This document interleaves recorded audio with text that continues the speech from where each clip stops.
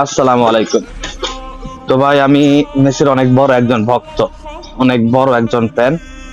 Football খেলার জগতে আমি তার আইডল মানতাম। তো সে যখন হাইরা যেত, মনে করতাম আমি হাইরা গেছি। আর সে যখন জিততো, খুশিতে লাফাইতাম, ভাই আমিও জিতে গেছি। কিন্তু ভাই, এই যে ভিডিওটা দেখার পর যখন দেখলাম সে ইসরায়েলের সাথে হাত মিলাইছে, যখন শুনলাম যে তারা ফিলিস্তিনকে মারার জন্য অস্ত্র দিতেছে, তখন থেকে ভাই, আইডল তো দূরে থাক, আমার মন চাইছে তারে দেখলে তার মুখটা বেড়াবে মুইত্যা দিই। তারে আইডল মানা তো দূরে থাক, মানে ইচ্ছা করতেছে আগে তারে মারি। কারণ সে কারণ তারা অস্ত্র দিতেছে আমাদেরকে মারার জন্য।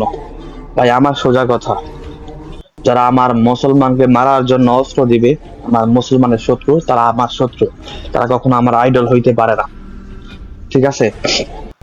আর এই যে মানুষটা আছেন ক্রিস্টিয়ানো রোনালদো, প্রতিবারই দেখতেছি যে মানুষটা সব সময় ইসরায়েলের বিপক্ষে।